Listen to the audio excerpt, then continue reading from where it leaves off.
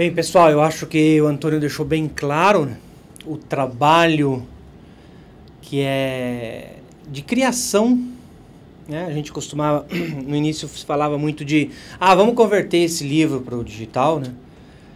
Então, é fácil, tá pronto o livro, né? Quando a gente recebe, quem faz produção sabe, não, o livro tá pronto, é só lá no InDesign, exportar e tá já em EPUB, tá prontinho.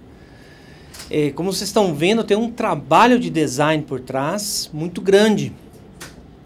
O Antônio falou várias vezes de limitações e é certo, nós temos muitas limitações. Mas eu acredito que o design e o designer trabalham com limitações. Os melhores designs são criados por causa das limitações. São as limitações que nos ajudam a criar algo bem feito, bonito. Né? Pensa num produto mais limitado que um livro impresso, que você tem que fazer entrar aquela quantidade de texto em 160 páginas, vai ter que ser em preto e branco. Tá? E a limitação do preto e branco é uma limitação econômica, então ligada ao formato, ligado àquele produto. E você pode construir algo bonito, que funcione bem dentro dessas limitações? Claro que pode. Aliás, esse é o teu trabalho. Você foi contratado porque você... não é, a ideia do design ou do designer, o trabalho que o designer faz, não é criar assim sem limitações. As limitações nos ajudam a criar coisas bem feitas. Ali que está a criatividade. Então sim, temos muitas limitações. E vamos continuar tendo de uma maneira ou de outra. Mas como o Antônio mostrou muito bem, é possível construir algo bacana, legal, que respeite aquela identidade do produto, mas que funcione bem nesse novo suporte. Tá? Uma coisa que ele mais ou menos falou no início, que eu acho muito interessante, é essa materialidade do digital. A gente acha que o digital não tem uma parte material, né? Porque o livro impresso ele tem a sua materialidade, né? Que é esse conjunto entre o conteúdo e o objeto, né? Que formam todo um conjunto único, né? Independente, como o Antônio bem ilustrou. Mas o digital também tem essa materialidade, que obviamente é uma materialidade mais fluida, que está ligada à experiência que o usuário faz. Experiência que passa através das limitações e das vantagens que os softwares leitores e que os aparelhos leitores possuem. Tá, o que eu queria apresentar aqui, eu tenho três pontos para apresentar rapidamente nesse nosso tempo. Algumas estradas como chegar lá, tá? Mas é mais uma apresentação de softwares, de caminhos. E nós íamos falar de EPUB multimídia, eu quero só apresentar um pouco na prática como é que funciona a aplicação de um áudio e um vídeo, e depois alguma coisa de acessibilidade. Então, é mais ou menos isso. Lógico, não dá para a gente trabalhar toda a parte de construção do EPUB, mas depois a gente vai deixar um espaço para perguntas também nessa área. Tá? Quando a gente fala de produção de livro digital, de software para produção, eu gosto sempre de imaginar, eu queria ter encontrado uma estrada mais piorzinha um pouco, que é lá do Mato Grosso, né? Porque nós temos um percurso que é bem complicado. Como é que eu faço a produção? Eu tenho técnicas de produção de livro digital, não tenho um software específico. Eu tenho vários, porque como vocês entenderam já de ontem, né? Nós estamos trabalhando com uma linguagem, com HTML, que é uma linguagem de texto, baseada em texto, tá? E é uma linguagem aberta, tá? É uma linguagem que não depende de um software específico. Então eu posso criar com qualquer tipo de software, né? Essa imagem que a Gabriela tinha apresentado ontem, né? Nós estamos assim, quem produz o livro digital, ele é design de book, está bem no meio, porque, veja bem, para livro impresso, as coisas já são bem consolidadas. Então nós temos lá o InDesign, ou softwares de editoração eletrônica, a gente sabe como criar isso. Tá? Geralmente nós estamos amarrados a softwares. Tá? Nós estivemos no passado e continuamos hoje amarrado a um software específico. Se antes era o PageMaker, até no intervalo o pessoal falava, né, quando o PageMaker sumiu do mercado, quanto texto foi perdido por aí, né, nas conversões, o quanto retrabalho, né? Então isso faz parte daquele problema que nós temos de como manter o nosso conteúdo. Então, mas é bastante claro. Né? Para mim fazer um livro impresso eu tenho que usar isso. Para trabalhar na web também, eu tenho já minhas ferramentas bem claras. Tá bem específico. Aliás, eu tenho uma tonelada de ferramentas. É interessante porque na web eu tenho realmente muito mais ferramentas, muito mais instrumentos para construir o meu site do que no mundo editorial. Tenho mais opções. Tá? O design de e-book está meio que ali no meio. Tá? Então é sempre aquele problema, o designer de e-book, quem que é? É o designer de livro impresso que aprendeu um pouco de tecnologia de web ou é o designer de web que está vindo para a produção de livros? Né? É tudo mais ou menos no meio. E nós não temos ferramentas específicas, instrumentos específicos. Nós nos encaixamos mais ou menos dentro do workflow da editora, quando existe um. Né? Ou seja, lá pegamos o último arquivo que é do InDesign, geralmente, ou o PDF, que nos é enviado, porque a editora não tem mais os arquivos originais, tá? Isso é algo bem comum. Ou porque é mais prático enviar o PDF. Né? Só que tirar um texto de um PDF é complicado, porque você sabe que o PDF é fixo. Tá? Ele quebra as linhas, dependendo do software com qual foi feito, ele quebra as linhas, você tem que praticamente reeditar o texto. Tá? Colocar lá num Word, num editor de texto e reeditar ele, refazer ele. Quando é mandado através do InDesign, ele não é pensado para o digital. Então, além de todos aqueles problemas que o Antônio mostrou, que é de design, ou seja, chega um livro, eu tenho que repensar ele. Quem é que está repensando isso? É o fornecedor de serviço que faz a conversão ou é o editor que já está mandando um projeto? Né? Isso também tinha que ser pensado um pouco. Bem, eu recebo esse InDesign que se usa fontes velhas, em PostScript, que não funcionam nos livros digitais, então tem um problema de adaptação de fonte, além dos problemas que o Antônio indicou de fontes com caracteres, ou quando não chega o InDesign com fontes que não têm acentuação e o designer desenhou os acentos lá no InDesign. Isso é bem comum, tá? Isso é uma coisa, né, bem maravilhoso. Funciona, no impresso funciona, beleza. Né? Então, aí troca de fonte, mas aí é a questão da identidade, mas essa fonte foi pensada, etc. Então, tem toda uma problemática de produção, porque não foi pensado isso para o digital. E quem vai fazer a produção, fica meio que qual software eu utilizo, como é que eu faço essa produção. Né? O que nós estamos utilizando hoje, que no Brasil, em modo específico, é muito presente, é essa passagem do InDesign para o EPABA. Tá? A maioria dos designers querem que essa passagem funcione da maneira melhor possível. O InDesign, tenho que dizer, tenha feito um bom trabalho de tentar se aproximar. Inclusive agora na última versão tem uma opçãozinha que você pode exportar o conteúdo sem nenhuma classe, só com os tags de HTML. Então provavelmente a Adobe já está sentindo essa necessidade. Eu preciso tirar esse texto de dentro do InDesign, porque é o único texto que a editora tem, mas eu preciso trabalhar o design desses livros de uma maneira totalmente diferente, readaptando ele para o digital. Então eu vou precisar recriar CSS, repensar tamanho de fonte, proporções e etc. e tal. Então o próprio software InDesign prevê essa possibilidade. Além do fato de o software InDesign prever a possibilidade de conectar um estilo com um tag de HTML, tá? Que é uma das práticas recomendadas. Mas de fato é um trabalho artesanal. Tá? É um trabalho bem artesanal. E aqui não é no sentido positivo, né? Quando o Antônio expôs, o artesanal era em sentido positivo, no sentido que é um trabalho bem cuidado.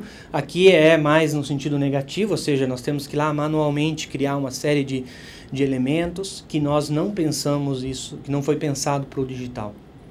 Tá? Então, de uma tipografia fixa, né, o que você vê é o que você tem, para um texto codificado, para uma tipografia móvel. Então, tem um trabalho de adaptação e uma dificuldade nessa transposição.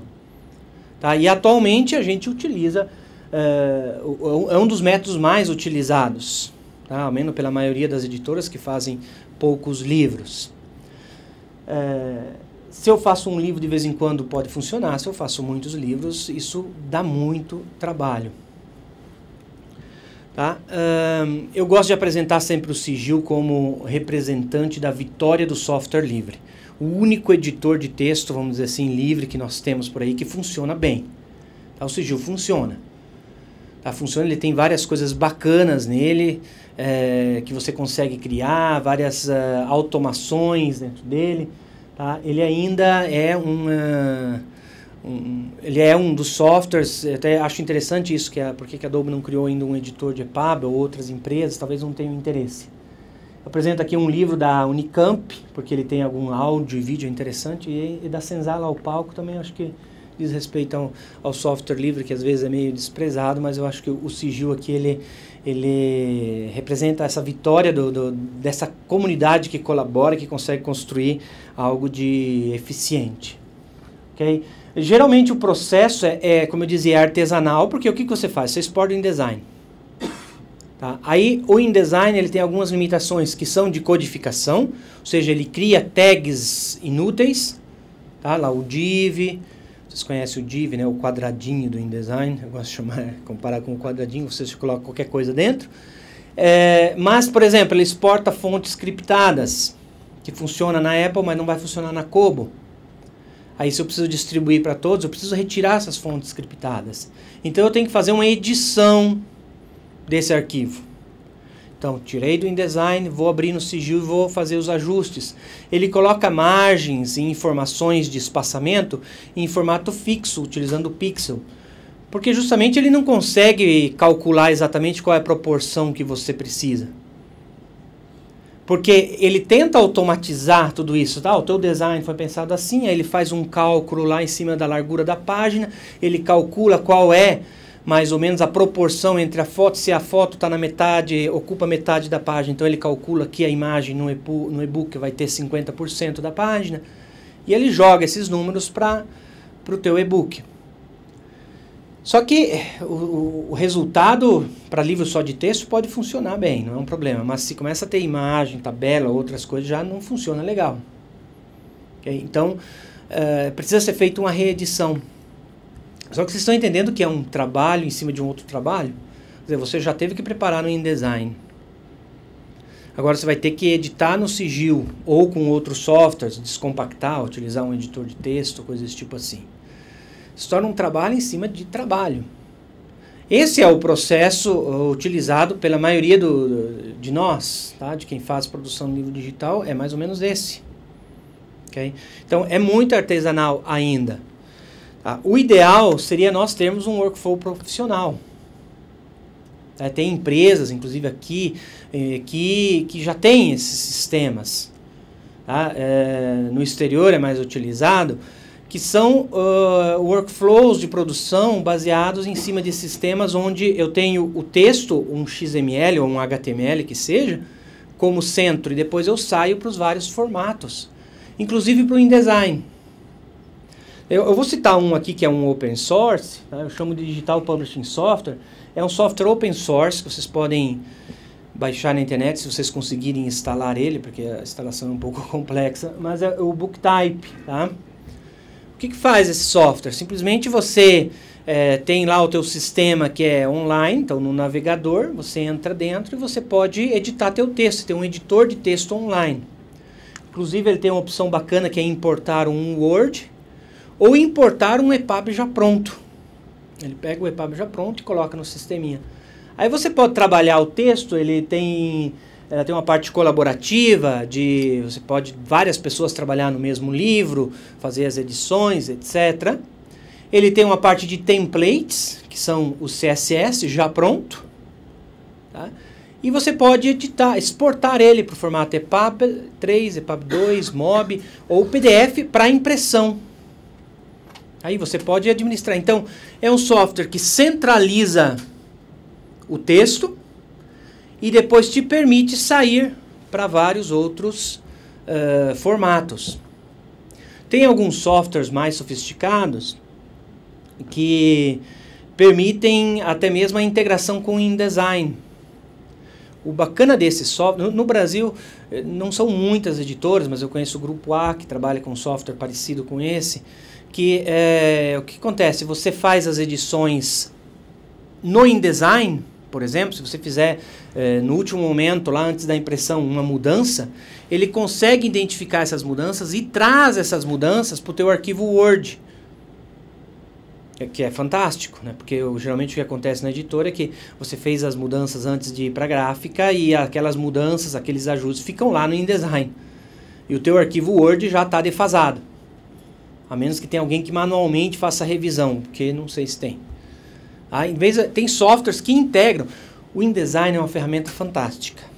Tá? Ele tem sistemas de, inclusive de automação de diagramação, tá? De importação de XML para fazer formatação automática. Você pode fazer muita coisa. Nós usamos nem 10% dos recursos que ele tem. E tem essas possibilidades de integrar com um software parecido com esse. Então imagine você editar em um local compartilhado, onde o autor, o editor, quem está fazendo a revisão, possa fazer toda a revisão do texto. Esse texto está conectado ao teu arquivo InDesign, onde o designer está trabalhando já no design do livro. Então você não precisa esperar que esteja tudo prontinho, porque você só conecta com o teu InDesign e se tiver mudanças no texto, essas mudanças automaticamente vão ser atualizadas dentro do InDesign. Existem alguns plugins a pagamento que fazem isso entre Google Docs e InDesign. Então, por exemplo, você pode ter um Google Docs e trabalhar no documento e atualizar automaticamente o teu arquivo InDesign. Esse seria o mundo ideal. Tá? Um mundo um pouco mais profissional. Né? No sentido que, e aqui profissional eu entendo esse fato em modo específico, que é eu manter vivo, atualizado, a base do meu produto. O texto. É porque o que acontece hoje na prática é que a gente desperde ele para lá e para cá. Tá? Então, ter esses instrumentos, e pode ser baseado no HTML, como esse aqui é baseado no HTML, no HTML5, ele mantém em HTML5, mas tem outros baseados em XML ou outros formatos. Okay? Isso me permite depois sair desse formato, fazer as adaptações que eu precisar, tá? Trabalhar o CSS, posso depois até trabalhar manualmente, dedicar um pouco mais àquele trabalho que o Antônio mostrava, okay? de repensar o conteúdo e repensar a formatação, mas ao mesmo tempo, então manter um pouco esse aspecto mais artesanal, mas ao mesmo tempo algo um pouco mais ágil. Tá? Não é todo dia que a gente às vezes faz uma coleção de livros, não é todo dia que a gente está inventando design novos. Às vezes eu tenho uma série de livros e eu tenho que produzir aquela série de livros. Então ter um sistema assim deixa a coisa um pouco mais fluida. Além de me permitir ter um texto num formato que eu possa reutilizar, que eu não perca esse formato. Tá? É um desafio, tá? Falar de XML ou falar desses softwares, agora, ultimamente, eu vejo mais empresas que estão entrando nessa, mas falar disso no Brasil é mais difícil que falar de extraterrestre, né? Extraterrestre todo mundo já mais ou menos está acostumado com a ideia. Então, é um pouco mais complicado, mas é um percurso que acredito que no digital a gente precisa percorrer, repensar isso. Tá? Repensar o modo como nós estamos produzindo os nossos livros, né? De modo que isso possa ser facilmente reproduzível, a gente possa manter esse conteúdo e reatualizar ele. Ok? Alguém gostaria de perguntar alguma coisa, falar alguma coisa sobre Eu quis só apresentar rapidamente um percurso que vocês já de alguma forma conhecem. Alguém quer alguma dúvida, alguma pergunta, angústias? Eu sei que vocês estão pensando, como é que eu vou fazer isso lá em casa? Por enquanto, a estrada ainda passa pelo InDesign, né? Tem outros softwares que permite, etc. Mas por enquanto ainda passa, mas porque o nosso workflow da editora é centrado em cima do impresso. E vai, como diz o Antônio, vai permanecer assim por muito tempo. A gente tem que conseguir... O ideal seria a gente pensar isso logo lá no início do projeto gráfico, né? Tem algumas editoras que conseguem fazer isso. Então, lá no início do projeto gráfico, já parte, digamos, as duas coisas já vão meio que em paralelo. Né? Eu já sei como vai ser isso no livro digital e eu sei como vai ser isso no impresso. Não sei se vocês trabalham assim, tem alguma experiência nesse sentido? Vocês... Já está tendo essa tendência das editoras, pelo menos nós estamos levando isso quando nos contratam. A primeira pergunta é exatamente essa. Vai ter no digital? Aí a editora assim fala, ainda não sei. É que muda na verdade, o projeto. O caminho e tal, e aí muitas vezes consegue vender a ideia de que seria importante para a editora já ter esse projeto pensado nos dois, papel e digital. Mas a editora normalmente meio que não quer pensar depois do digital. Esse é o percurso natural. Você pensa depois que o livro já está fechado e vai para a gráfica, daí que manda o digital. Daí correndo, né? Porque você tem que fazer em 10 dias, pedem 10 dias para fazer 10, 12 livros, que é lógico que daí se torna uma produção meio que em massa, né? E não tem aquele trabalho de design. Alguém mais tem alguma experiência nesse sentido? Para a gente mesmo compartilhar um pouco o que vocês estão fazendo nas editoras.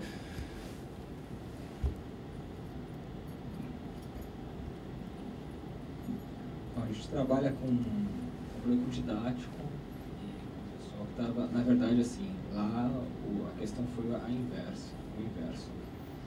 As pessoas queriam fazer digital primeiro, nós fizemos um projeto grande de ensino médio, digital primeiro. Chegou em algum momento, as pessoas começaram a exigir o impresso.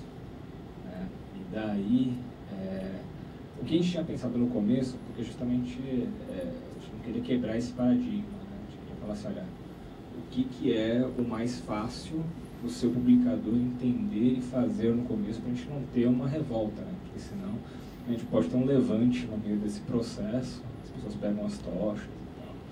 Então, o que a gente fez foi fazer uma correspondência entre estilos do InDesign para estilos do HTML.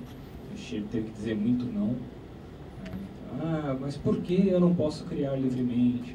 Porque a gente tem um protocolo aqui, senão o taylorismo vai para o saco, a gente precisa ter uma produção em massa, eu não posso ficar cada minuto mudando as coisas, senão a gente não é mais uma produção em massa. Então a gente precisava entregar 3 livros por semana, durante 2 anos foi esse processo. Então assim, a gente conseguiu fazer isso.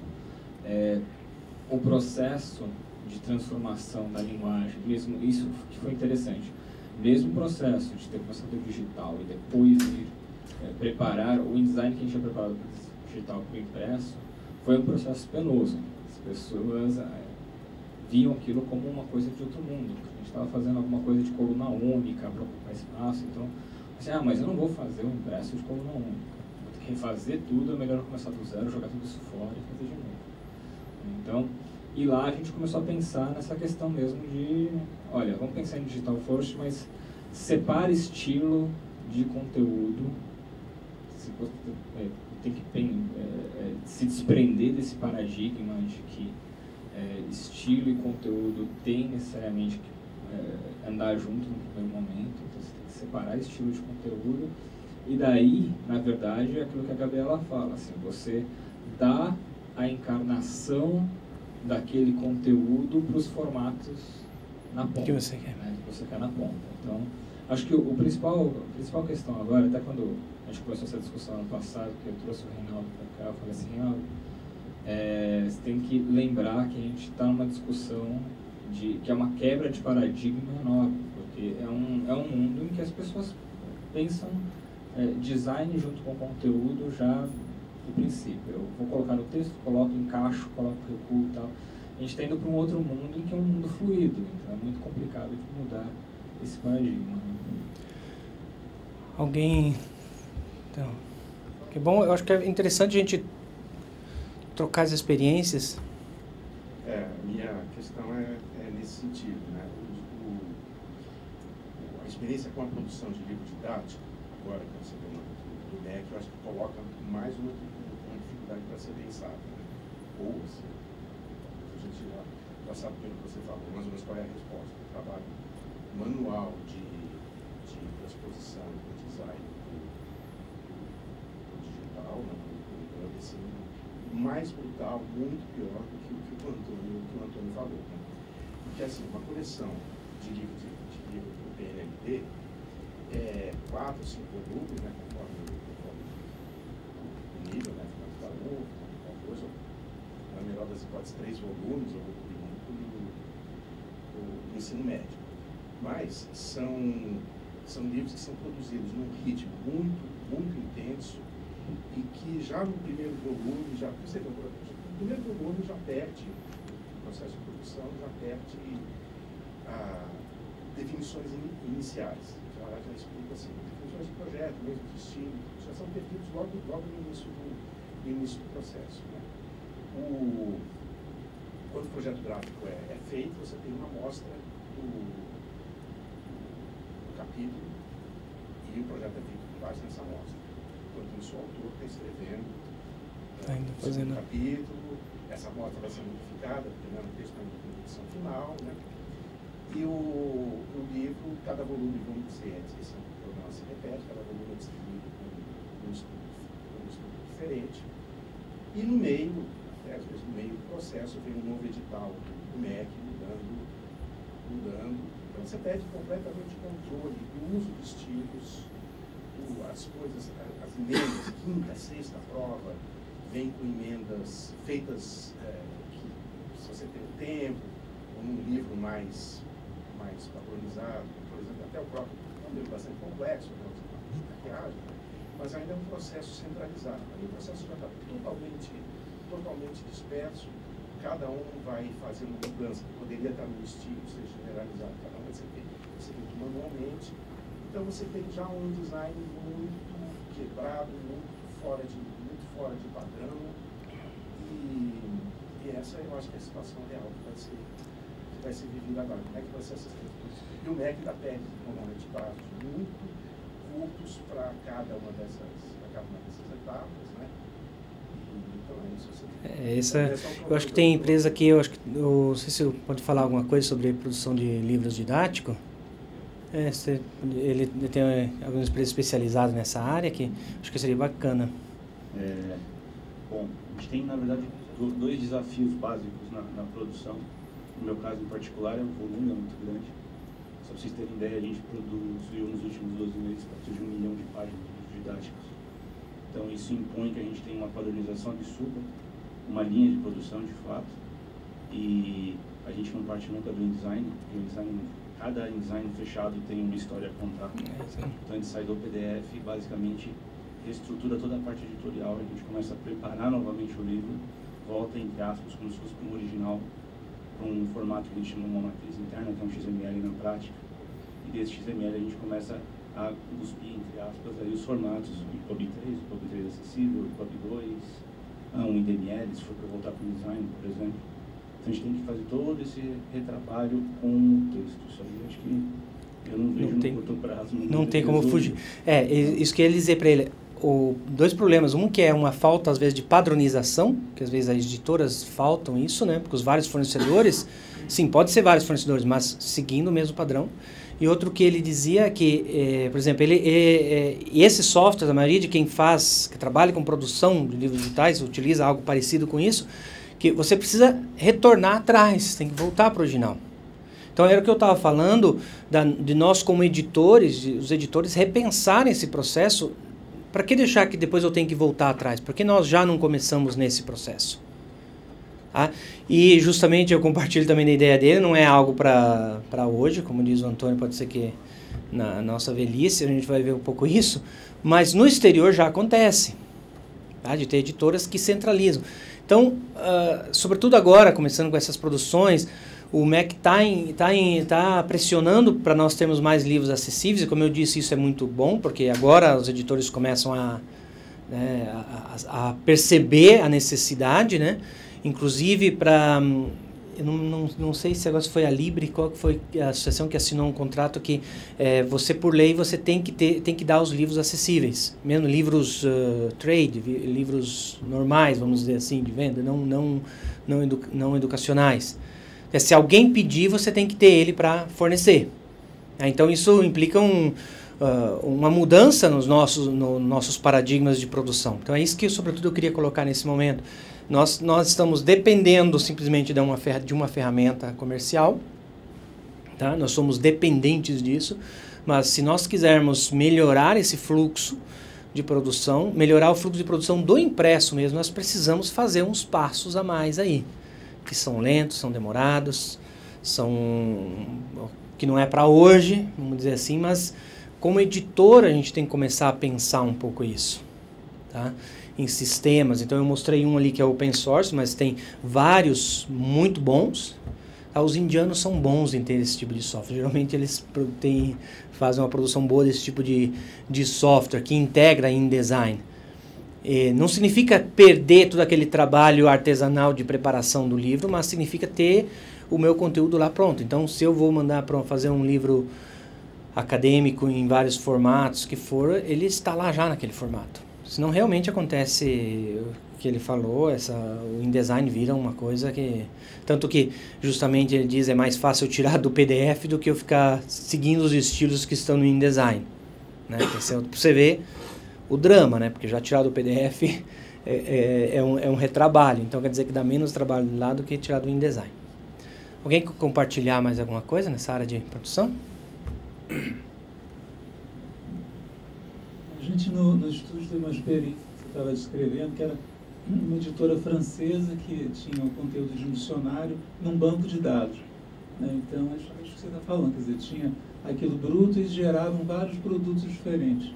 E uma editora aqui no Brasil comprou esse dicionário e recebeu essa matriz e aí usou os filtros lá tinha uma pessoa no estúdio que fazia isso, acho que é XML, sim. E aí adaptou para a gente trocou os VB, a gente trocou, às vezes, estilos de lugar, mas tudo isso porque tinha uma base bem criada. Né? O que eu vejo que a gente, assim, na produção regular do livro impresso, tem muita dificuldade, às vezes, com as editoras na formatação de estilos. Então, ou seja, é isso que você está sugerindo para o livro digital, tem que ter organização, padronização, a gente não tem nem no livro impresso. Né? E eu acho que não é só uma questão técnica, é uma questão de concepção instrucional, quer dizer, entender as categorias, né, como é que as coisas têm que ser organizadas. Então, esse salto para um digital, sem ter, às vezes, corrigido o próprio processo de produção do impresso, eu acho que é um outro desafio. Quer dizer, a gente vai levar para frente vícios, né? Ou vai ter retrabalhos, como ele está falando, de refazer as coisas. Não faz sentido nenhum, ainda mais uma escala dessa de milhões de páginas. Esse é o nosso desafio, por isso que a gente está até aqui debatendo isso, tentando encontrar soluções que sejam funcionais, mas tentando também cada um, né, na sua realidade, tentar fazer um passo a mais nessa direção.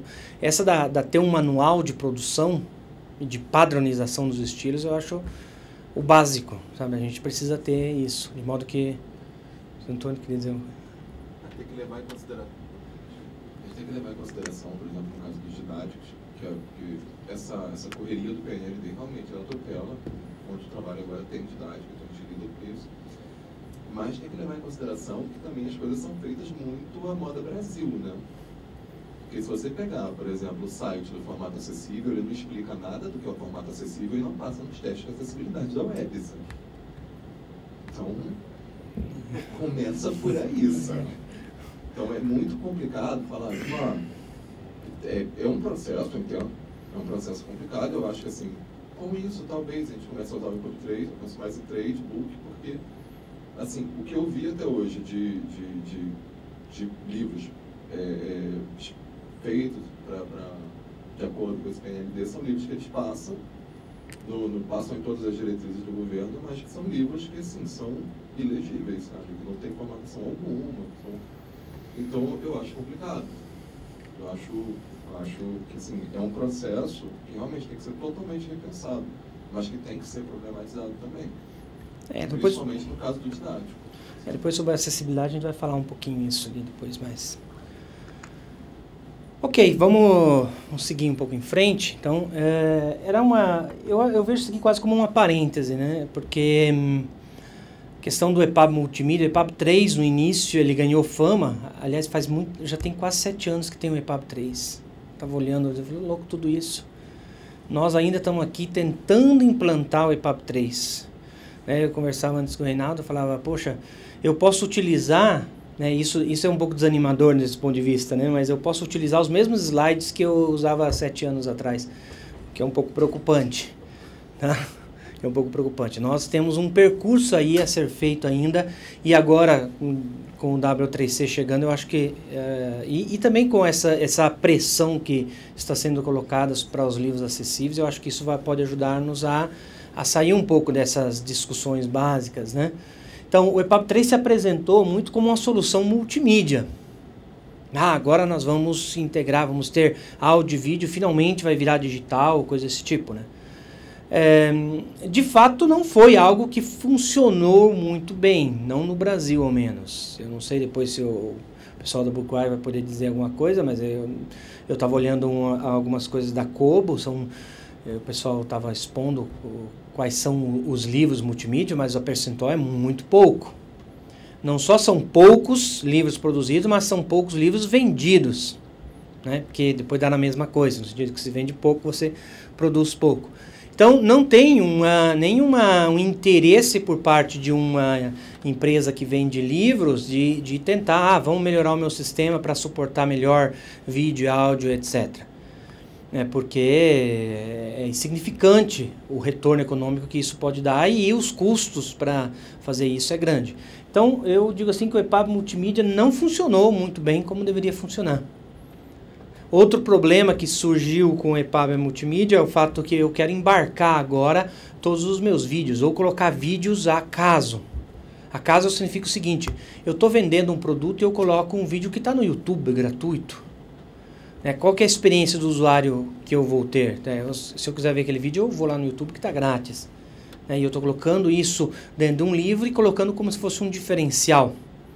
Às vezes acontece. Então, não preciso colocar o vídeo embarcado, eu coloco um link para esse vídeo. Eu faço ele virar uma central de links, onde eu posso sair para vários vídeos, mas não faz sentido embarcar o vídeo dentro de um livro.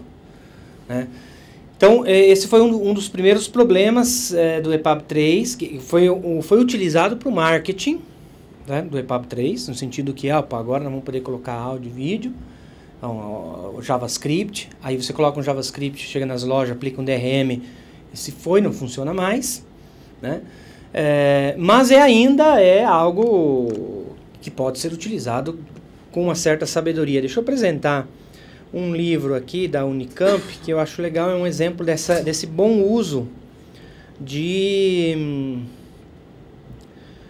áudio, ao menos, da Senzala ao Palco. É um livro que fala de canções, escravo e racismo. E, obviamente, dentro dele você vai encontrar, vamos ver se eu consigo achar algum. Você vai encontrar vários áudios, deixa eu ver se eu acho um, aqui, por exemplo, de músicas, você pode clicar, pode escutar, que você não encontra em outro lugar. Então foi um trabalho de pesquisa que eles fizeram, de levantamento de informações e desses áudios também originais, e colocaram dentro do livro. Então ele faz sentido estar ali, porque você não encontra isso em qualquer lugar, ele está dentro do livro. E ele integra um pouco, o texto está muito bem integrado com essas músicas, então tem sempre, onde está falando dessa música, você tem o áudio relativo a essa música. Okay? Então nesse caso, faz muito sentido eu ter o áudio embarcado, ter o áudio ali, que me permita eu poder integrar a minha leitura, e é uma coisa bem mais enriquecedora. Não tenho muitos livros de vídeo. Deixa eu ver um que eu tinha aqui, que é esse aqui.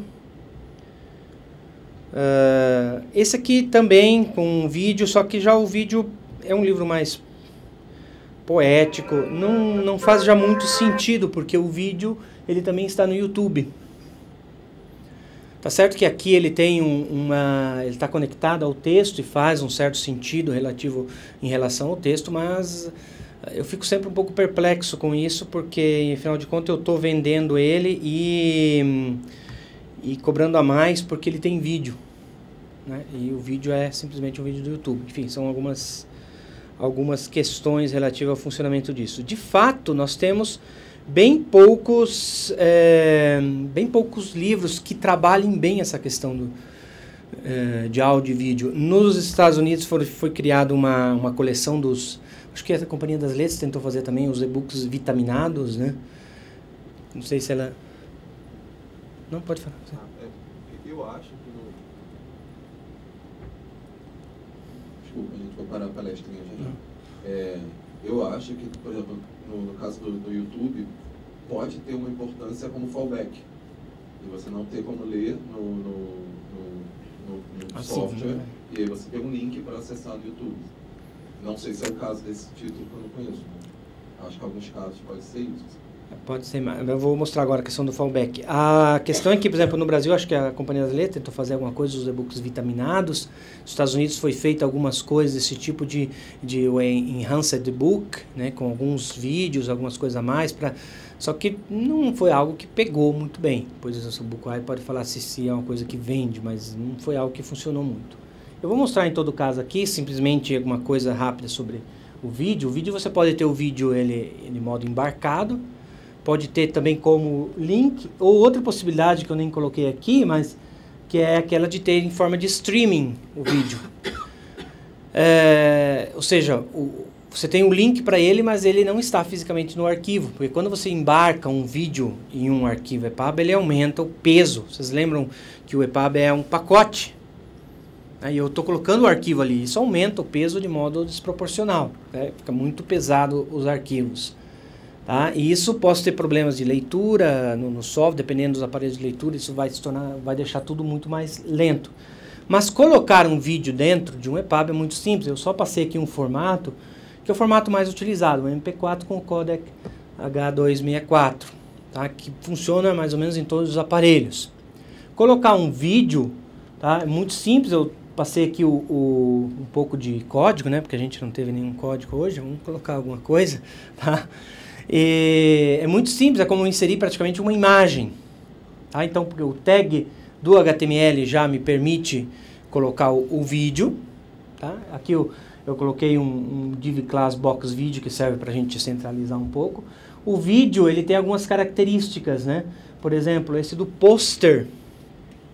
O pôster é uma imagem que aparece antes do vídeo começar a ser visualizado. Tá? Então eu posso ter lá uma imagenzinha específica, tá? Que é uma imagem que está dentro do arquivo EPUB. O controls me permite visualizar os controles, porque eu poderia também visualizar esse vídeo sem ter os controles aparecendo, tá? Ou colocar ele em autoplay, né? Aqui eu não coloquei a opção, mas tem um autoplay, você pode acrescentar. Não façam isso, tá? A pior coisa é quando você entra em site e começa a tocar sozinho o vídeo, etc. É chato pra caramba, mas tudo bem. O InDesign, ele consegue fazer a exportação disso. Tá? Se você estiver no EPUB 3 e você acrescentar um vídeo lá, ele consegue exportar bem, razoavelmente bem. O que ele vai fazer? Ele vai criar um monte de tags a mais, esse div aqui, que são tags automáticas que ele cria, que serve para conseguir centralizar ou colocar na posição que ele acha, que o InDesign acha que ele deve estar. Mas o vídeo vem com todas as opções. Você tem as opções de ter o controle ativo, de ter um pôster, uma imagem de pôster, etc. O interessante, um recurso interessante é esse do fallback, que é simplesmente um parágrafo aqui, com um link para o YouTube. Significa, se eu abrir ele em um aparelho que não consegue ler o tag vídeo, ele simplesmente vai me apresentar essa opção, esse parágrafo, com um link para que eu possa visualizar lá no YouTube. Essa opção de fallback, chamado fallback, faz parte de uma metodologia, de um método de criação dos livros digitais, que é a seguinte: eu preciso pensar o funcionamento do meu livro, o conteúdo básico, para todos os aparelhos. Depois eu posso enriquecer ele, por exemplo, com um vídeo, algo, mas esse enriquecimento não deve prejudicar a compreensão do conteúdo, mesmo que eu leia no software da Saraiva, okay? Ou num software básico, num software básico que não leia vídeo. Tá? Então a compreensão dele, as possibilidades dele estão todas ali, mas eu posso trabalhar enriquecendo ele. Quando eu coloco, por exemplo, um vídeo, mas isso vale para vídeo, vale para áudio, para JavaScript, para interações, o que for, algo um pouco mais sofisticado, eu tenho sempre uma opção de fallback, como eu posso voltar para trás, de queda para trás, vamos dizer assim. No caso aqui é simplesmente um link. Uma outra opção muito mais bacana do que um link seria, por exemplo, colocar uma imagem com um link embaixo. De modo que o leitor que esteja utilizando esse livro não perceba, teu aparelho é ruim, vai trocar ele. Quer dizer, ele é transparente para o leitor. Se o aparelho dele lê vídeo, ele vê o vídeo. Se o aparelho dele não vê o vídeo, ele vai ver uma imagem que corresponda àquele vídeo com uma legenda onde apresente um link, se for o caso. Então, é uma metodologia diferente, é um modo de pensar o design do livro digital que é diferente do impresso. Onde toda aquele problemática que eu preciso ter, aquele trabalho que eu preciso ter de pensar onde ele vai ser lido, eu vou utilizar um método onde eu tenho uma base, que é o conteúdo, que vai funcionar em todos e deve ser compreensível. Eu não perco nada do meu conteúdo e eu tenho um enriquecimento desse conteúdo que, se caso, você vai perder o enriquecimento, mas você não perde a base dele. Ok? O chamado Graceful Degradation, né, que se chamam na web. O áudio é praticamente o mesmo esquema. Tá? Tem o tag áudio, que funciona de modo muito parecido. Você pode manipular, tá, tanto o vídeo quanto o áudio, o posicionamento, etc., tudo com o CSS diretamente no tag do áudio. Né? Mesma coisa, tá? Um div que serve para você posicionar o teu áudio, centralizar, fazer algum efeito, etc. O ID é muito útil, por exemplo, quando esse livro aqui tinha um sumário de todos os áudios, né? Então o ID serve para você fazer a referência. O ID é um identificativo único, tá? Para cada elemento, que é usado para os sumários e também para formatação, você pode utilizar ele. Então o áudio também é muito parecido com o vídeo, no sentido que tem o controls, ele não tem aqui obviamente um pôster, tá? Mas eu poderia colocar uma imagem. E eu tenho também um fallback, aqui está mais simples um pouco, ou seja, se não funcionar o áudio, aqui tem só um texto dizendo problemas com áudio, não funciona, mas eu poderia ter um link externo, ou ter uma frase, ou ter algum outro elemento que me ajudasse a identificar. Então, o áudio também o InDesign consegue exportar sem problemas, então se vocês fizerem isso no InDesign, só atenção, no momento de exportar, vocês precisam selecionar a opção EPUB 3, senão ele ignora, tá, o áudio e o vídeo. Então ele só reconhece isso no EPUB 3. Tem outros modos de utilizar o áudio que eu não apresentei aqui, mas que é a questão de utilizar o áudio para a leitura sincronizada, okay? Que é pedido e está sendo utilizado nos livros acessíveis, tá? Aliás, eu recomendo, visto que a gente vai falar rapidinho de alguma coisa de acessibilidade, vocês podem baixar lá o documento do PNLD 2019, está lá na web. Tá? As recomendações que eles dão lá no anexo 4 são bem interessantes para livros acessíveis, não só do MEC, mas para outros livros acessíveis também. Tá? Tem várias recomendações de como fazer os ajustes, das diferenças entre o impresso e o digital. Então, uma das recomendações é essa, que você mantenha o conteúdo íntegro, mas você pode mudar o design, tá? Porque tem que ser um design que funcione para o livro digital. Então, sobretudo nos livros didáticos, onde os boxes são feitos de determinada maneira, você precisa colocar ele numa ordem mais coerente. E tem também o uso, se pede também o uso do áudio embarcado com sincronização com o texto. Então, por exemplo, você pode ter um áudio de leitura do texto e acompanhar a leitura, né, através de um aparelho leitor, onde você possa acompanhar a leitura, que o áudio vai selecionando o texto. Tá? Isso é feito através de um XML chamado SMIL, que sincroniza as duas coisas. Tá? Agora não trouxe aqui, mas né, tem alguns softwares que fazem essa sincronização de modo automático, né, que você consegue fazer a sincronização de modo semi-automático, vamos dizer assim. São softwares gratuitos, são open source, que podem ser utilizados, que facilitam um pouco o trabalho, né? Senão depois ficar sincronizando é impossível. Ser um livro breve é fácil. Esse recurso é muito utilizado em livros infantis. Tá? Sobre livro infantil, o pessoal tinha pedido antes, deixa eu mostrar antes de entrar no acessível. Eu sempre recomendo esse software, se chama PubCoder. Tá? O PubCoder, deixa eu abrir um livro aqui. O PubCoder permite a vocês que são designers, mesmo sem conhecer uma linha de código, permitem criar livros em layout fixo, EPUB 3, layout fixo, simplesmente trabalhando, ok, como você faria, em teoria, no InDesign. Melhor, quem trabalhou com o Flash, não sei quem que construiu em Flash, bem, boa parte. Bem, é bem semelhante, tá? Ou seja, tem os objetos, tem os vários elementos dos objetos aqui, né, que você pode selecionar, visualizar, e tem aqui as interatividades de cada objeto, ok? E tem uma sequência de ações para cada objeto. Por exemplo, esse aqui eu nem lembro o que é, vou dar um preview, ele tem um sistema de preview muito bom. Aqui tem um olhinho que se mexe. Se você quiser, você tem o áudio. Sim. Deixa eu recomendar. Veja, selecionado.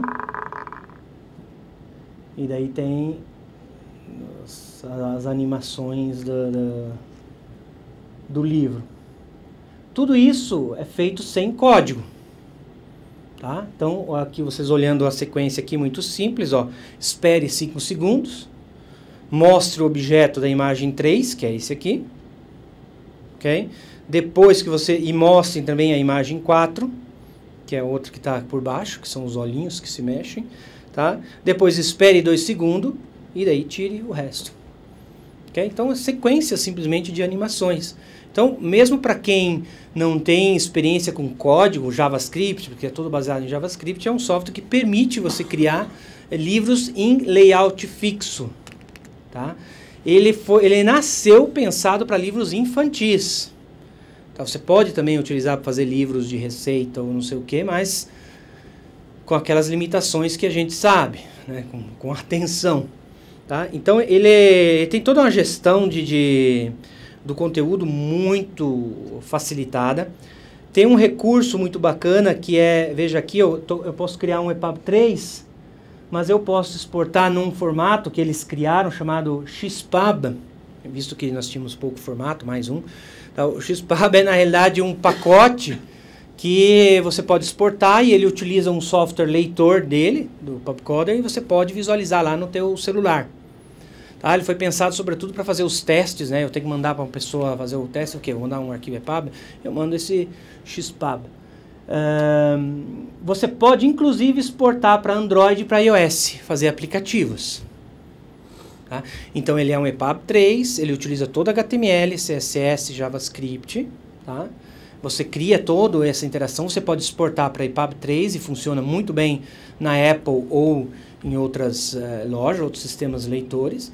Mas, ao mesmo tempo, você pode encapsular ele dentro de um softwarezinho leitor e criar um aplicativo para iOS ou para Android. Ou, outra opção muito bacana, que é exportar ele para HTML5 e fazer virar um site web. Okay? Ou colocar dentro de um aplicativo web. Então, ele tem uma série de recursos, além de suporte a línguas e etc. Quando você troca a língua, nele na produção, você não precisa recriar todo o sistema. Ele é uma central de produção. Então, se eu trocar a língua dele aqui, ou se eu colocar outro tipo de... trocar um pouco... Não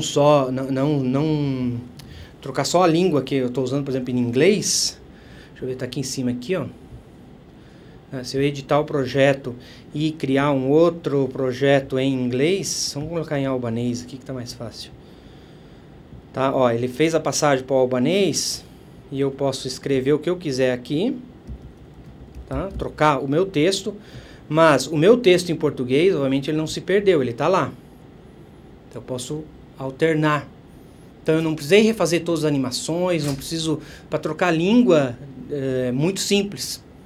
Então ele tem vários recursos que me permitem criar um EPUB 3 ou exportar no final também para KF8, tá?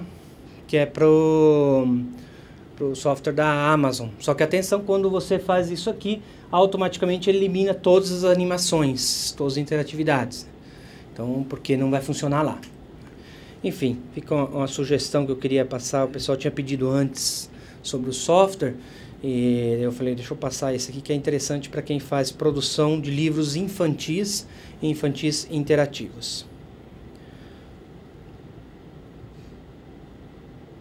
Vamos lá.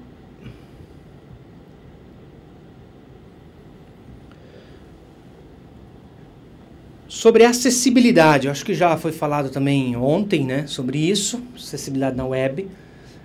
O EPUB 3 é o nosso mini site, vamos dizer assim, então ele usa os recursos e os mesmos padrões que estão na web. Tá? Eu coloquei aqui algumas referências, né, que são as documentações relativas ao EPUB 3. Tá? Depois esse slide vai ficar ali, então vocês podem ir lá consultar esses documentos, que são relativos ao como aplicar no EPUB. Na realidade é uma adaptação daquelas que são as regras da web, tá? Aplicadas ao EPUB. Então são dois documentos, um é as normas, as outras são as técnicas, que mostra algumas técnicas de acessibilidade, e outro tem um vocabulário relativo à acessibilidade. Eu coloquei algumas regrinhas bem básicas, tá? Como ontem o Reinaldo falava, a questão de acessibilidade está sobretudo ligado à simplicidade e à ordem semântica do texto, à estrutura do texto. Essa é a base, tá? É a base de tudo.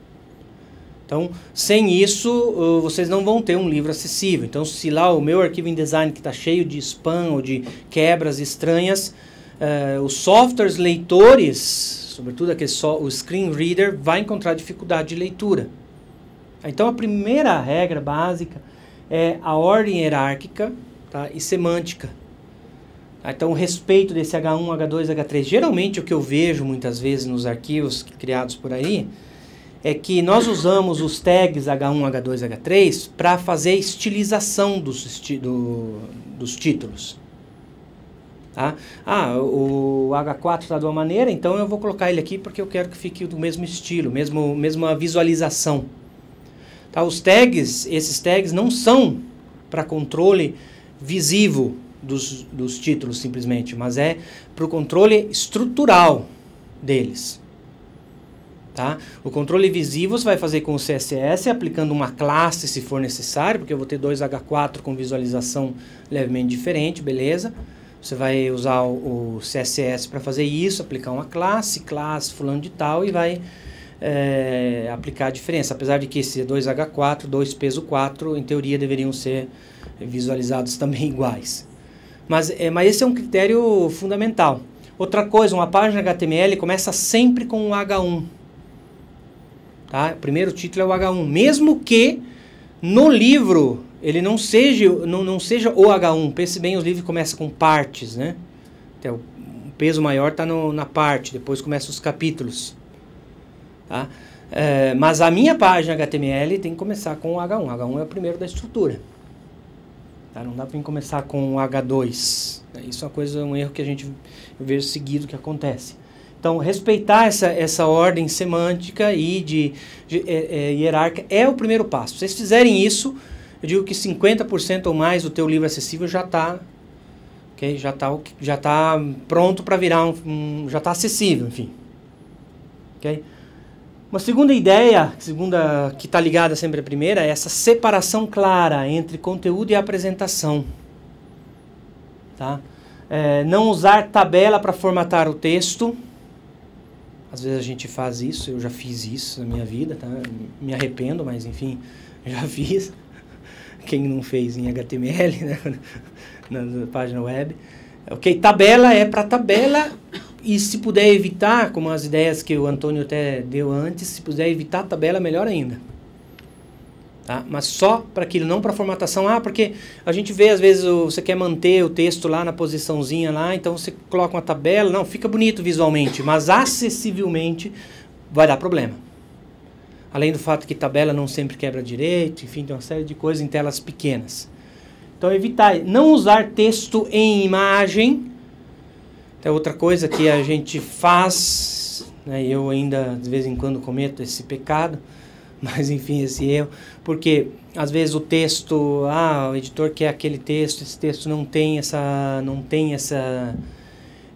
fonte, coloca uma imagem. Lógico que depois você pode fazer lá o alt explicando, etc. Mas, quando possível, evitar isso.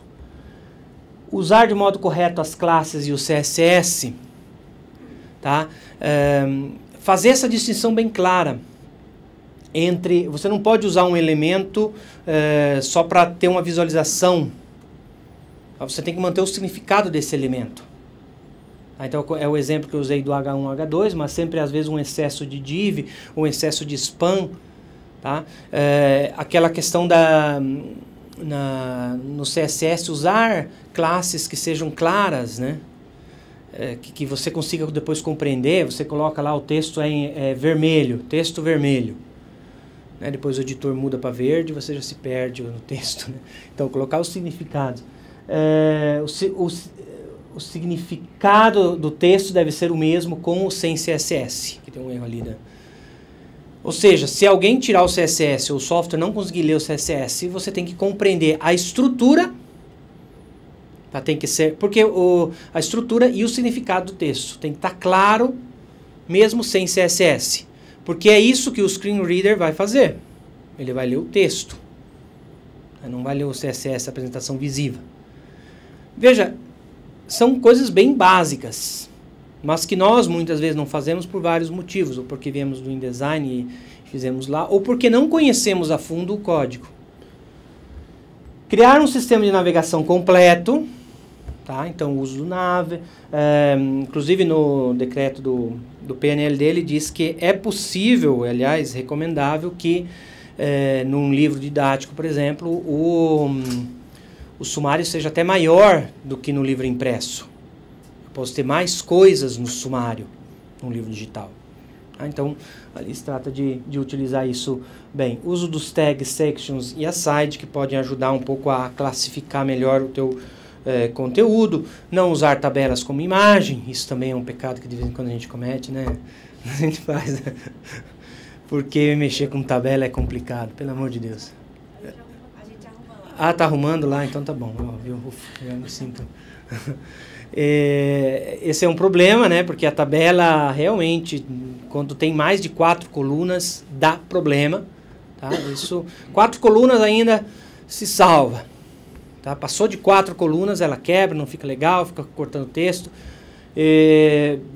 Foi feita várias experiências de tabelas responsivas, mas não responde nada, porque os sistemas não conseguem identificar isso, né? Então, é um problema. Mas para acessibilidade, esse é um problema grave, né? Então, tipo, se você colocar uma tabela, tem algumas regras do MEC, agora não lembro em qual documento está, mas você tem que fazer uma descrição da tabela.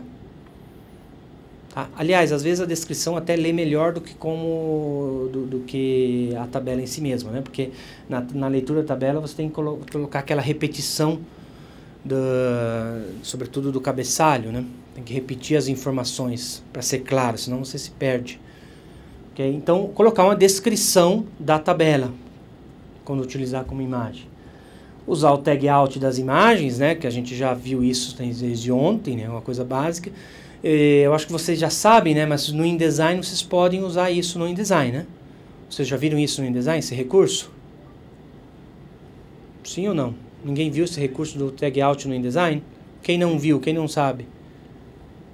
Não sabia? Não. Os outros todo mundo sabe. Depois eu ia mostrar. Mas tem uma opção lá no InDesign onde você pode colocar o Alt antes de exportar ele para o EPUB. Aliás, se vocês forem bem organizados, quem está fazendo a imagem no Photoshop já pode... Oi? No Photoshop já pode colocar o Alt lá. Que seria o ideal, né? Porque às vezes quem está produzindo o EPUB não tem como você ter o conhecimento técnico, etc., para colocar uma descrição de imagem, que às vezes são simples, às vezes não são, né? Então, lá no Photoshop você já pode colocar lá nos metadados da imagem a informação sobre o Alt, ou seja, a descrição da imagem. O InDesign vai puxar isso em automático e vai exportar isso em automático para o EPUB. Então, tem alguns recursos bacanas, não tem como não deixar. Obviamente, o tag out tem toda algumas características para a descrição. Ele deveria ser algo não muito comprido, tá? Não um texto enorme. Tá? Depois tem as regras que o próprio Mac tem, outras regras que estão todos lá naquele edital, que é de você às vezes não repetir quando tem legenda, não fazer uma repetição disso na imagem, enfim. É pensar realmente o livro. Eu não consigo ver qual informação eu preciso dar para essa pessoa que não está vendo, de modo claro e compreensível. Tá? Algumas outras indicações, sobretudo para livro didático, mas pode ser até utilizados, sobretudo em livros acadêmicos, né? Aquela questão da citação. Eu posso acrescentar no EPUB em um span, por exemplo, ou em um parágrafo, depende de uma quebra de uma seção, tá? Essa indicação de page break, tá? Ela não vai ter um efeito visível, mas ela vai ter uma informação dentro do arquivo, né, com a paginação relativa à página do livro impresso. Depois, se você quiser, você pode criar um sumário só para as páginas, com a lista das páginas. Tá? Alguns softwares leitores, como o Adobe, ele consegue ler essa paginação, de modo que isso é muito útil, obviamente, nos livros, nos livros acadêmicos.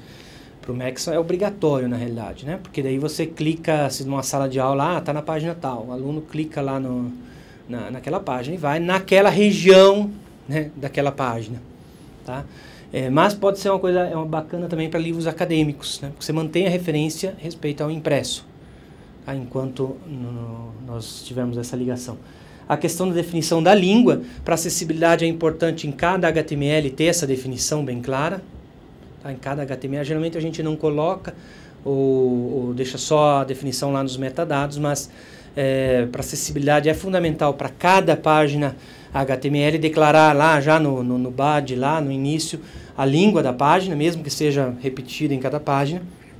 E depois, quando tem mudanças de texto também, tá? Você muda de língua, colocar as informações que servem para os softwares leitores. Tá? Vou deixar aqui alguns tools, né? Não sei se vocês conhecem essa página. Deixa eu vou clicar aqui só para dar uma olhada. Que é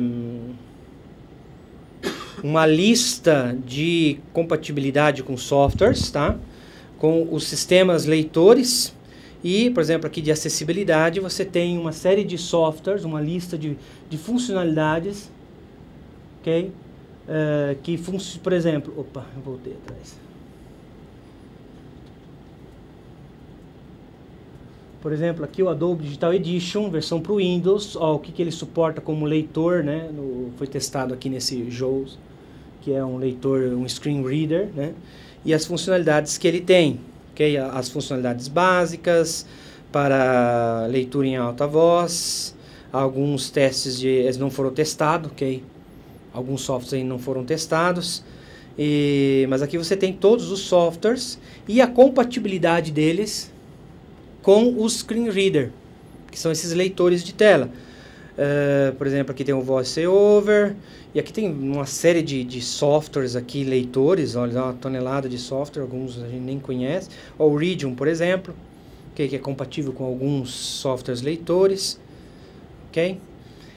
Vocês também, nessa mesma tabela aqui, vocês têm também os vários sistemas de leitura e a compatibilidade com o EPUB 3, ou os recursos. Okay? Olha o que suporta: o Playbook suporta XHTML, SVG, o CSS, scripts, que seria o JavaScript, as fontes, tá? O Media Overlay, que é aquela questão da leitura sincronizada com o texto, as línguas mundialmente suportadas. Então você tem uma ideia, né, aproximativa, tá, do que funciona ou não funciona nos vários... A gente falava de vários softwares leitores, né, dá uma olhada, só os que estão cadastrados aqui, né, dos vários sistemas de leitura, né, você pode dar uma olhada se no Tolino vai funcionar ou não as tuas fontes, tá? Okay, então você pode, Adobe Digital Edition, Kindle para o Windows, que depois, por exemplo, o Kobo, ele tem diferença se está no Android, se está no iOS ou se está em outro lugar, sabe? Não é só porque é o mesmo software, ele tem diferenças também entre eles. Então eu deixo aqui o link para vocês se divertirem e dar uma olhada nessa tabela, se vocês têm uma visão panorâmica, tá? Tem aqui, essa aqui são descrição das imagens, tá? Que é um site que vai ajudar vocês a compreenderem um pouquinho. Não sei se tem a tradução em português dela, não tem, né? Mas o inglês é moleza, né? Google Translator está aí para ajudar, enfim. Tem toda... Aqui explica certinho, tá? Aqui é bem detalhado, está bem bacana, como vocês vão fazer as descrições das imagens para acessibilidade. Tá? Então tem... E é recomendado pelo MEC o guia EPUB, que é o que nós estamos começando a criar e que eu espero que vocês se juntem, porque a gente precisa fazer muito mais sobre isso. Então a gente começou a jogar aí um pouco de texto aí dentro, mas a gente ainda tem muito trabalho a ser feito, está ainda bem cru. Tá? Não, bem cru não, nem colocamos no forno ainda, né? Então nós temos muita... Então eu realmente aqui... Oi? Vamos colocando ingrediente. Eu peço para vocês quase que de participar desse grupo, tá? É gratuito participar, tá? Então as pessoas entrarem lá, se cadastrarem, darem as ideias de vocês, que a gente criar algo que seja da comunidade e que seja brasileiro, no sentido que respeite, que espelhe aquela que é a nossa realidade, inclusive com os nossos problemas, né? Então, quem sabe não vai ter um guia de boa prática de como tirar do InDesign o conteúdo para fazer o EPUB, né? Porque faz parte da realidade que nós vivemos. Então, enfim, eu peço realmente a vocês de participarem, de contribuírem, que vai ser fundamental. Sobretudo quem trabalha com editoras tem uma visão específica sobre isso, tá? E esse aqui eu não mostrei, mas o Daisy lançou um validador para livros acessíveis, tá? Muito bacana. A gente estava conversando, né, de fazer uma versão em português, que é uma tradução simplesmente. O que ele faz? É como se fosse o EPUB Check, tá? Só que é para acessibilidade. Então ele vai te dizer se as imagens estão sem descrições, vai te dizer se a cor, o contraste das cores respeitam as normativas de acessibilidade. Isso é muito bacana. Lógico, quando você coloca a primeira vez, você se assusta, né? Uma tonelada de erros, 1000 e não sei quantos erros, você vê, opa, para lá. Depois você vai começar a entender, diz, não, bem, são erros repetitivos, né, repetidos. Mas tem contraste de cor, se as imagens estão com descrição, o uso do área, se foi usado, não foi usado, onde foi usado. Então ele te dá uma panorâmica assim muito bacana, tá? E ele deveria, a intenção nossa no grupo é a gente apresentar ele, mostrar como utilizar e fazer que vire tipo um EPUB Check. Tá? Se o EPUB Check é obrigatório em todos os livros, isso aqui também deveria ser obrigatório, né? No sentido que vai facilitar a nossa vida. Temos um padrão para a distribuição dos livros acessíveis, né? Então eu deixo ali o link para vocês, quem quiser entrar lá é gratuito, pode baixar ele, fazer a instalação dele no computador, um pouquinho de código lá, mas depois vamos ver se criamos um GUI para uma visualização dele mais amigável. Oi? Tem também a versão online, só que tem a limitação de tamanho do arquivo, me parece. É que geralmente os editores não gostam de coisa online, porque senão acham que atrás tem um chinesinho copiando, né? Então, eu já escutei isso muito pro EPUB Check. Não é melhor não usar o online, vamos usar o offline. Então, a gente tem que pensar um pouco nisso também, né? Porque vai que copia. Beleza? Era mais ou menos isso que eu queria apresentar para vocês. Eu deixo aqui a minha página de cursos e com alguns projetos para esse ano, tá? Faço uma divulgação. Tem um curso que se chama Técnico, mas na realidade é Técnicas de Produção de Livros Digitais, que fazem 6 anos que está no mercado esse curso. Inclusive eu fiz com o Felipe Santos do Rio de Janeiro, que o pessoal conhece, é um ótimo profissional, e a gente começou a trabalhar junto nessa área de criação de cursos. Tem um curso que é sobre livros digitais infantis, que é na realidade como utilizar lá o PubCoder, e um outro que estamos organizando, que é a questão do EPUB 3 acessível. Eu até dizia para o Antônio, eu não quero fazer isso, eu vou no máximo ensinar a fazer, vocês se virem. Enfim, a intenção é simplesmente tentar divulgar mais isso, né, pessoal, e, enfim. Eu termino dizendo para vocês de colaborarem, sobretudo com o nosso grupo, né, do Digital Publishing, que eu acho que é essencial para o crescimento de toda a comunidade. Bom? Obrigado, Fernando. Acho que tem um minutinho, de repente, se alguém quiser fazer uma pergunta, algum comentário, um minutinho antes do almoço. É que falar antes do almoço aí você inibe todo mundo, né? De fazer né? pergunta, Você tá com fome? né? Vocês não estão com fome? Mas, tem uma aqui. Oi, tudo bem? Na verdade, acho que é um pouco uma angústia também, não só uma pergunta, mas eu vi que todo esse workshop está muito voltado para as editoras, para a produção de livros, né? Mas eu vejo assim, que o EPUB tem um potencial enorme para qualquer tipo de publicação digital. Hoje a gente vê muitas empresas divulgando PDFs de tudo que é tipo, outros documentos em outros formatos. E eu queria saber se tem alguma visibilidade, alguma previsão, alguma tendência de que isso possa ser renderizado, ou visto como você falou do sonho, né, de ver isso no navegador, da gente conseguir transformar isso não só para livros, mas para qualquer tipo de publicação na web. Olha, qualquer tipo de publicação no sentido de publicações empacotadas, né? No sentido que a ideia do EPUB... Substituir o PDF, né? Substituir o PDF. Eu acho que ainda está meio longe disso, tá? Mas por quê? Pela dificuldade, às vezes, da criação do arquivo, de ter softwares que facilitem. Hoje, criar um PDF, você tem aqueles... vocês já receberam aquelas propagandas, cria um e-book facilmente, o software que cria gratuitamente um e-book, você vai ver que esse e-book é, na realidade, um PDF. Softwares que você cria lá, etc., automaticamente. Então, tem uma dificuldade na criação, tá? E depois na leitura. Ler no navegador é relativamente simples, enquanto você instala um plugin, você consegue ler o arquivo. Ou, por exemplo, o Windows 10, o navegador do Windows 10 nativo, não lembro o nome do navegador, Edge. Ele lê nativamente EPUB. Então, você clicou, ele abriu lá e você consegue ler. Não tem muita funcionalidade, mas você lê. Então, a estrada é essa, mas eu ainda vejo meio longe a coisa. Tá? Você pode implementar no teu site facilmente isso, se você tiver um site. Tem uma extensão chamada EPUBJS, que é open source, vocês baixam lá, e vocês transformam o teu site num leitor de EPUB. Tá? Mas eu ainda vejo isso um pouco distante, tá? Para qualquer um clicar, como diz, o Google está fazendo tá indo nessa direção, né? Baixando diretamente do Google Docs um formato EPUB, mas ainda não vejo assim muito rápida essa transformação, né? Esse é o nosso trabalho. Eu, tem alguns plugins que você coloca no Firefox, que é o .epub, que você vai em qualquer artigo de blog, clica e ele baixa o EPUB. Salva aquele artigo como EPUB, você pode colocar esse plugin, o botão desse plugin no seu site. E já tem algumas iniciativas, como a Unesco, já está começando a pensar em tentar todo o material de divulgação de livro que tem formato digital PDF, começar a fazer em EPUB. Teve um que a gente fez, uns anos atrás, mas já está havendo essa discussão, assim, começar a migrar.